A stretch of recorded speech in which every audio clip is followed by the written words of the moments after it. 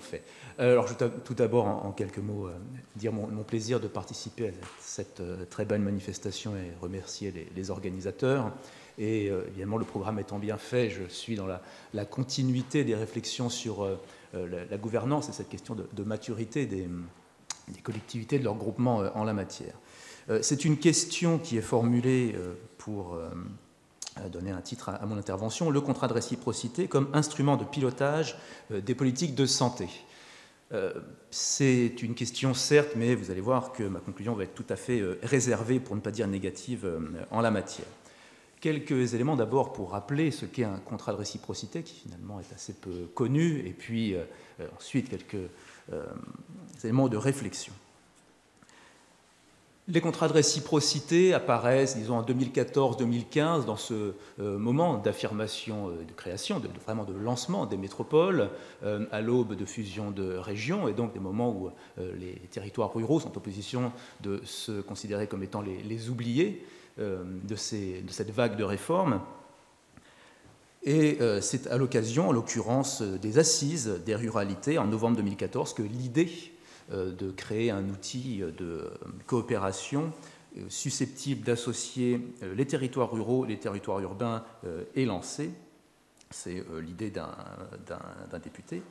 Et puis, il faut attendre le 13 mars 2015 un comité interministériel aux ruralités pour voir apparaître donc, les contrats de réciprocité ville-campagne. Il ne faut pas oublier ces deux derniers termes qui ont été occultés par la suite, mais dans le vocabulaire courant.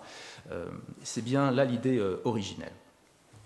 Ce comité interministériel aux ruralités, donc du 13 mars 2015, parmi un ensemble de 48 mesures qui répondent à 3 priorités que je vais citer parce que ça permet de situer réellement l'enjeu.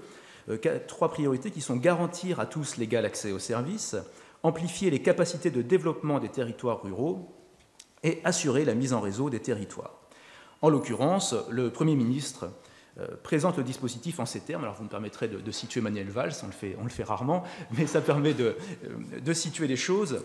Le gouvernement encourage les coopérations et aussi les échanges entre territoires urbains et ruraux. Nous avons décidé d'expérimenter un nouveau dispositif, les contrats de réciprocité ville-campagne, avec des communes et des intercommunalités volontaires, pour identifier les chantiers communs. Cela peut être un CHU en ville qui se met en réseau avec une maison de santé rurale, des cantines qui coopèrent avec des agriculteurs locaux, etc. Donc vous voyez que cette mesure est immédiatement, au moins dans les intentions, associée à la question de la santé, de l'accès aux soins, qui sera d'ailleurs le périmètre auquel je me limiterai pour comprendre le terme de santé. On parlait de la définition OMS élargie, au sens de bien-être, mais finalement, le bien-être, c'est bien la grande affaire de l'action publique en général. Donc je me limite à cet aspect sanitaire et accès aux soins pour cette réflexion. Alors, quelques mots pour poursuivre cette introduction. D'abord, sur la formule contrat de réciprocité, évidemment, pour un juriste, et peut-être davantage, c'est une formule redondante qui n'a pas de sens. La réciprocité, c'est le principe même d'un contrat. C'est d'ailleurs pour ça qu'on se lie et que ça produit ensuite des effets juridiques. Simplement, cette redondance, elle est habituelle dans le discours politique. Un exemple, ne parle-t-on pas de débat d'idées? Bon, ce sont des formules qui plaisent, qui conviennent, mais qui sont intéressantes parce que lorsqu'on formule une évidence, c'est bien qu'il y a un problème en général, et donc qu'il y a un manque et une demande derrière tout cela. Donc il ne faut pas négliger l'intérêt de cette formule malgré tout. Le but recherché, c'est de créer de réels partenariats ville-campagne, mais sans que cela serve exclusivement l'un aux dépens de l'autre, et particulièrement sans que cela serve exclusivement le centre. C'est l'argument qui ressort souvent. On peut compléter. Il ne faut pas non plus que ce ne soit simplement des charges supplémentaires pour le centre avec davantage de demandeurs. Donc l'idée, c'est bien d'avoir un équilibre et surtout des bénéfices mutuels. Il s'agit de croiser les vertus des uns et des autres, les avantages des uns et des autres pour parvenir donc à des bénéfices mutuels. Première chose. Un autre élément qui ressort de l'intention originelle et puis qui ressort là aussi régulièrement parce qu'il y a eu un certain nombre de rapports parlementaires, c'est un principe de liberté des partis, plus exactement une distance à l'égard de l'État et de cette logique de contractualisation qui fait maintenant partie essentielle du droit des collectivités territoriales, c'est-à-dire une contractualisation où L'État impose des documents, impose même des modèles de contrat quasiment aboutis qu'il n'y a plus qu'à compléter. Bref, l'État qui devient co-administrateur des collectivités au travers de ces documents, même qui rétablit parfois une forme de tutelle via ce biais. Donc on appelle contrat de réciprocité quelque chose qui en réalité est censé permettre d'avoir un peu de distance vis-à-vis de l'État. En tout cas, c'est l'idée des promoteurs initiaux. Et puis, voilà, à cela, à cette intention générale, on associe quelques objectifs clairement définis, et surtout un élément sur lequel je reviendrai ultérieurement qui est important, il n'y a pas de financement prévu et arrêté dans un contrat de réciprocité. Bien. Alors, malgré tout, bien que ce semble assez neutre comme document, il y a un certain nombre de précautions qui sont prises à son lancement. C'est la méthode de l'expérimentation qui est d'abord utilisée, puisque simplement 4 contrats initialement sont lancés. Il s'agit, pour le citer rapidement, de la métropole de Lyon et du pays d'Aurillac, de Brest Métropole et du pays Centre-Ouest Bretagne, nous en reparlerons, de Toulouse Métropole et du massif des Pyrénées, et enfin de la communauté urbaine de Le Creusot-Montceau-les-Mines et du PNR du Morvan. Alors il ne restera que 2, dont un qui sera recalibré en termes de surface, nous le verrons ensuite. Initialement, le pilotage de la création de ces contrats est confié au Commissariat général à l'égalité des territoires, donc qui est aujourd'hui l'Agence nationale de la cohésion des territoires, mais c'est simplement un pilotage, une ingénierie qui est apportée. Une fois encore, il n'y a pas de financement, il n'y a pas d'enveloppe dédiée à ce nouveau dispositif. Voilà. Alors, pas de suspense. Assez vite, enfin dès l'origine, mais assez vite, ce système va montrer qu'il ne répond pas aux attentes, ne va pas prendre son envol.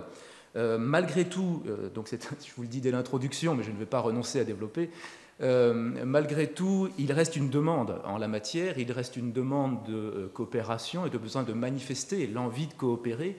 Et on le verra, d'autres dispositifs ont été mis en place à la suite des contrats de ruralité. Donc il y a une vraie appétence en la matière qui justifie qu'on y réfléchisse. Alors,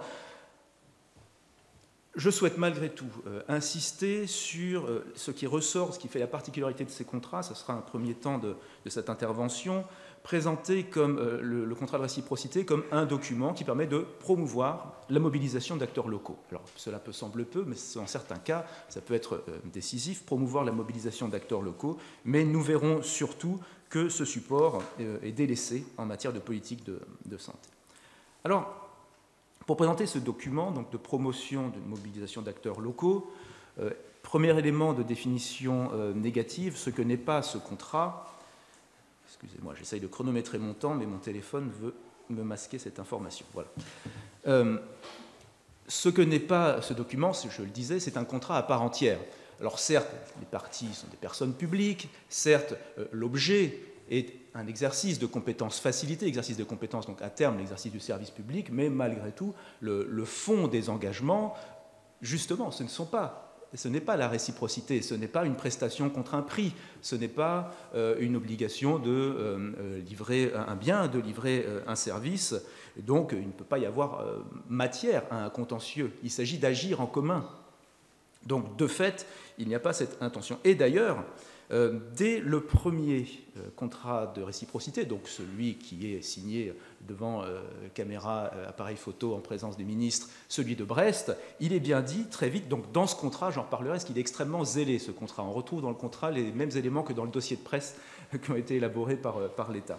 Que dit-on ? Le terme contrat retenu dans la dénomination de cette expérimentation fait appel à la notion de convention, d'accord de partenariat et non à une forme juridique formelle. Donc au cas où un jour un juge en jugerait, on préfère lui dire non, non, ce n'est pas un contrat. Les parties en ont conscience. Bon, tout simplement, on utilise un terme significatif qui parle à tout le monde, celui de contrat, mais il y a le mot, il n'y a pas la chose. Surtout, et là aussi, on insiste sur ce point, à la fois dans le dossier de presse et donc dans le premier contrat, il est dit que ce contrat ne génère pas de soutien financier spécifique. Il permettra de bénéficier d'une visibilité accrue, notamment lors d'une demande de subvention sur les crédits de droit commun. Donc voilà, c'est déjà un élément, pouvoir attester auprès des financeurs potentiels que l'on s'est groupé, que l'on échange, qu'il y a une pérennité dans une coopération, ce qui peut être déjà beaucoup, ce qui peut être décisif, mais pas de financement en soi dans le contrat en question. Alors certes, dès l'origine, la piste du CPER est avancée comme perspective, notamment à l'occasion d'une clause de revoyure qui était celle de 2016, que des éléments soient associés avec le volet coopération territoriale, j'en dirai quelques mots tout à l'heure, mais ce n'était qu'une perspective, une fois encore, pas de crédit associé. Voilà donc cet élément qui est là pour rendre compte d'une mobilisation. Alors, c'est intéressant pour les collectivités, pour leurs groupements, c'est intéressant aussi, on peut changer de point de vue, pour les financeurs eux-mêmes, ceux qui instruisent les demandes. Évidemment, dès lors que des fonds sont fléchés vers une action publique, que les dossiers et les demandes de crédit abondent, le fait de pouvoir tester les demandeurs et de pouvoir s'assurer de leur sérieux, évidemment, produit son effet. Avoir des demandeurs groupés, organisés, attestant via un contrat de réciprocité, on verra qu'il y a d'autres possibilités, la solidité de l'engagement, cela pèse davantage qu'une personne seule portant son propre projet, vous l'imaginez bien. Donc, c'est peut-être une petite chose, j'insiste sur ce point, mais qui peut s'avérer utile.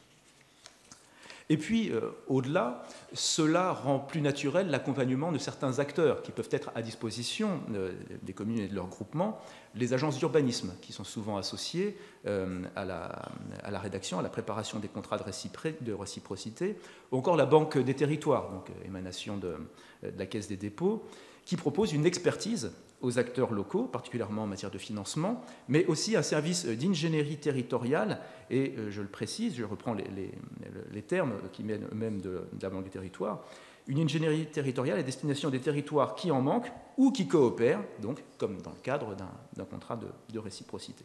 Donc voilà sur ce point. Il ressort donc un élément essentiel, un engagement réciproque à mettre en avant. Une des grandes critiques dans les rapports qui arrivent très vite, quelques années après la mise en œuvre des contrats de réciprocité, c'est de dire que ces contrats de réciprocité, s'ils ne fonctionnent pas, c'est parce qu'ils reposent sur un principe que celui du ruissellement, donc un mot très à la mode et qu'on utilise en général pour contester son existence. Le ruissellement qui serait l'idée selon laquelle le fait que des territoires dynamiques existent, des métropoles, a nécessairement des conséquences bénéfiques pour les territoires environnants. Bon. Pourquoi pas? Simplement, première chose à signaler, le fait d'être une métropole en France signifie appartenir à une catégorie juridique et non pas entrer dans le champ des définitions sociologiques ou géographiques de la métropole, donc le phénomène de métropolisation à part entière. Donc ce n'est pas la même chose. Et donc il y a en France des métropoles qui ont des situations très différentes et des territoires qui ne sont pas qualifiés de métropoles qui sont bien plus dynamiques, notamment du point de vue de l'emploi. Donc en soi, ça ne suffit pas. En matière de santé, Orléans, évidemment, n'est pas un moteur, puisque la ville elle-même et la métropole souffrent, donc elle n'a pas grand-chose à promettre au territoire alentour. Et l'exemple était donné de Clermont hier, qui avait une situation comparable en termes d'offres de santé sur ce point. Donc, l'idée du ruissellement, en soi, est problématique. Et puis, s'il y avait un ruissellement, il n'y aurait pas besoin d'organiser une coopération. Les choses tomberaient d'elles-mêmes. Et donc, s'il y a un besoin ressenti, une demande d'aller vers des formes d'engagement telles que des contrats de réciprocité, c'est bien qu'il y a une demande en la matière. Donc, alors, quelques exemples, deux en l'occurrence. Un premier qui ne concerne pas le domaine de la santé et qui montre quel type de coopération peut être engagée. C'est l'exemple donné par le pays de Nantes, par la métropole de Nantes, et le pays de Ré, sur la question alimentaire, avec un argument alors politique, mais qui frappe et qui est donné, qui est de dire que le pays de Ré produit 4 fois de plus de denrées qu'il n'en consomme quand la métropole accuse une proportion inverse. Et donc, naturellement, il y a matière à s'entendre, à coopérer. Et donc, un contrat de réciprocité qui aborde les questions d'alimentation. Simplement, ça ne s'est pas fait naturellement. Donc, pas de logique de ruissellement, évidemment. Sur la santé. Sur la santé, alors en réalité, il n'y en a qu'un vraiment qui aborde la question de la santé. J'en aborderai un deuxième qui est vraiment dans l'expectative. Le plus net, c'est pour Brest, donc vraiment le premier contrat de réciprocité dans le temps. Brest est le pays centre-ouest Bretagne. Ce contrat de réciprocité est adopté alors qu'une coopération existe déjà et a déjà produit des fruits, en l'occurrence le CHU de Brest, qui a fusionné avec l'hôpital de Carhaix, donc qui est dans le centre géographique du COP, du centre-ouest Bretagne, qui fait que ce centre a pu perdurer et même s'équiper et produire vraiment, proposer une offre de santé aux habitants de la COP. Mais cela existait avant le contrat de réciprocité, celui-ci vient simplement cristalliser une situation préexistante. De même, il y a déjà un contrat local de santé avant l'adoption du contrat de réciprocité, il y en aura un deuxième ensuite, donc Ça n'a pas été décisif, cela a simplement probablement aidé, mais cela ne fait pas tout. Alors, cet élément, cette vocation fédératrice est évidemment largement mise en avant dans le premier contrat de réciprocité. Je le rappelle, celui de Brest est fait sous le regard du ministre, et donc il y a même beaucoup de zèle, puisque ce contrat rappelle toutes les intentions de ce qu'est un contrat de réciprocité. Et ça permet aussi, c'est pour ça que ce contrat est intéressant à comprendre, de voir quelle est la procédure qui a été étudiée et qui a été abordée, globalement. Les partenaires se sont réunis, évidemment, se sont entendus, ont échangé avec l'État, avec la région, avec le département, ont identifié des forces, ont identifié des faiblesses, bref, une procédure très classique. Des axes de partenariat ont été identifiés, et donc parmi ceux-ci, la santé, comme je vous le disais, mais c'est un peu plus large en réalité. J'étais en train de vous donner quelques premiers exemples pour la santé parce qu'ils sont là à l'origine. Je peux poursuivre parce que ça permet de saisir sur quoi peut porter un contrat de réciprocité. Au-delà des exemples déjà donnés, dans le contrat de réciprocité qui concerne Brest et les territoires environnants, il y a aussi la volonté, c'est écrit dans le contrat, de réaliser une plateforme d'IRM à Carhaix, de partager des actions de prévention ou de promotion de la santé, de développer la télémédecine, de créer des fauteuils d'accueil d'odontologie, j'y arrive, sans vraiment y arriver d'ailleurs. C'est vraiment écrit de façon très précise dans le contrat, ce qui fait qu'en soi, il a vraiment un intérêt. Mais, pas de suspense, je n'ai pas trouvé de contrat équivalent avec un tel niveau de précision par ailleurs. Donc, voilà ce que l'on peut y trouver, et voilà comment on formalise dans ce contrat un engagement réciproque, une volonté d'agir en commun, une expérience précédente, mais aussi une volonté de poursuivre en les matières. Ceci étant dit, donc, c'est un support, je vous le disais, qui est délaissé en matière de politique de santé. D'abord, même si des contrats existent, deux en l'occurrence, j'en ai relevé deux, celui de Brest et un autre dans les alentours de Montpellier, il est difficile de réellement mesurer leurs effets. Je disais simplement deux contrats pour que vous puissiez comparer. Après la première vague de 4 créations, dont 2 qui disparaissent, on monte à 6 ou 7 dans les environs de 2019-2020.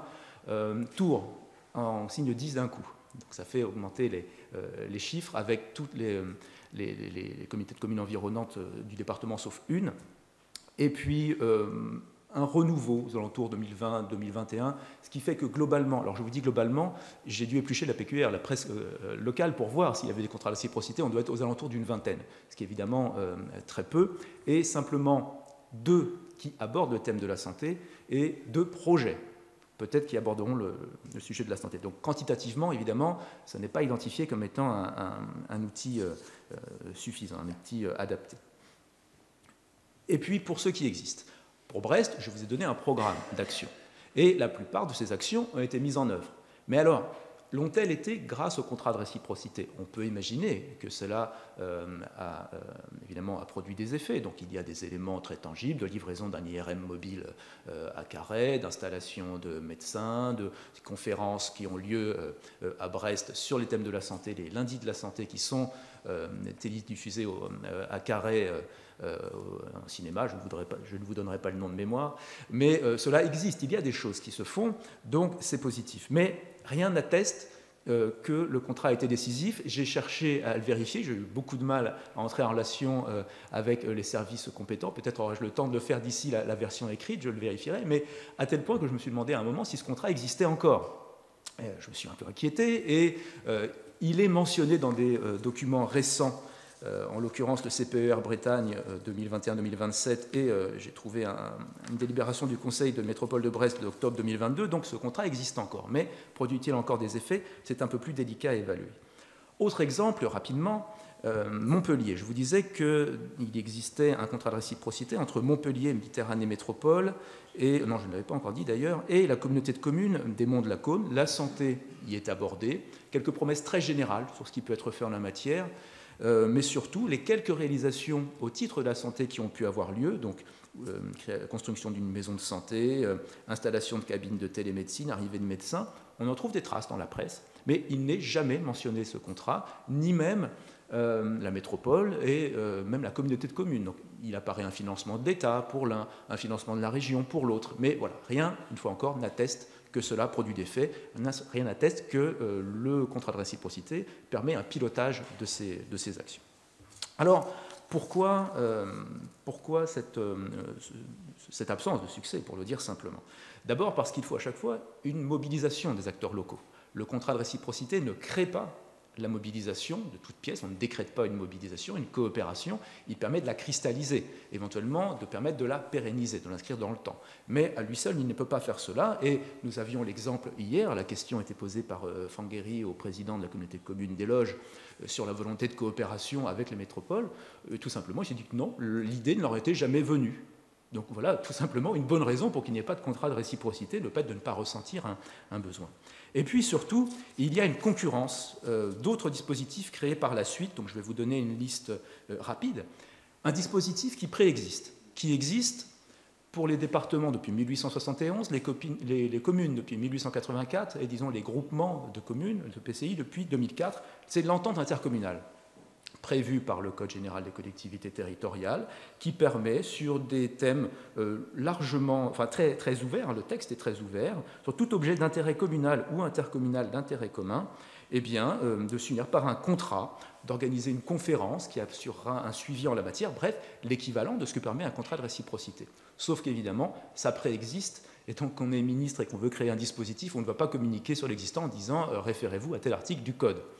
Alors, je dis ça en plaisantant, mais ça permet d'introduire le dispositif suivant, le contrat de ruralité, qui est créé, autre option donc, qui s'offre en matière de coopération, le 20 mai 2016, par le comité interministériel aux ruralités, le même qui a créé le contrat de ruralité.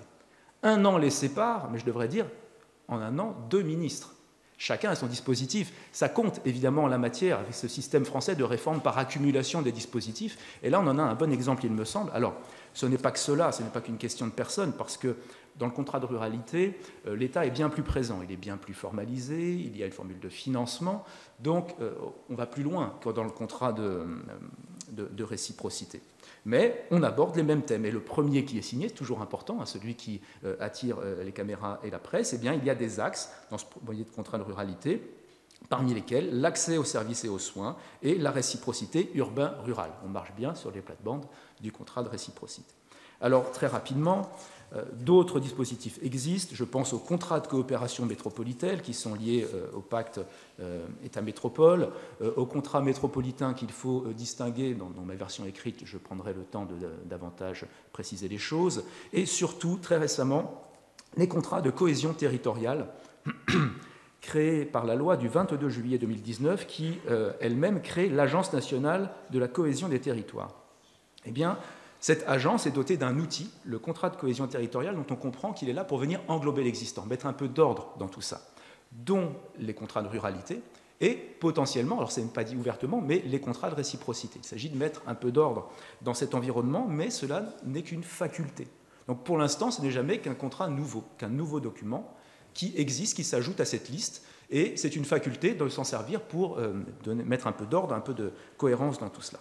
Bref, une vraie concurrence entre moyens de coopération et, je ne l'ai pas dit, 500 contrats de ruralité à ce jour, une vingtaine de contrats de réciprocité. Les chiffres parlent dans toutes les dimensions de la coopération qui peuvent être attestées par des engagements. Le contrat de réciprocité n'ont pas fait leur preuve.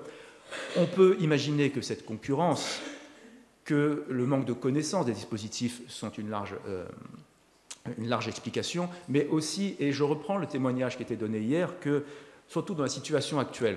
Entre 2004-2005 et aujourd'hui, il y a un siècle en réalité. Les questions de santé, la situation des territoires ruraux ont largement changé et on comprend que les élus aient besoin d'éléments concrets et que tant qu'à s'engager dans la confection d'un document, il faut qu'il y ait des éléments de financement. Que l'État soit présent ou pas, finalement, ce n'est pas le sujet au regard de l'urgence. On n'en est plus là, pour le coup. Et il me semble que aujourd'hui, les contrats de réciprocité n'ont pas fait la preuve de leur possibilité d'offrir un moyen de pilotage des politiques de santé. Et au regard de la situation, je peux parier qu'à l'avenir, ils ne le seront pas non plus. Je vous remercie.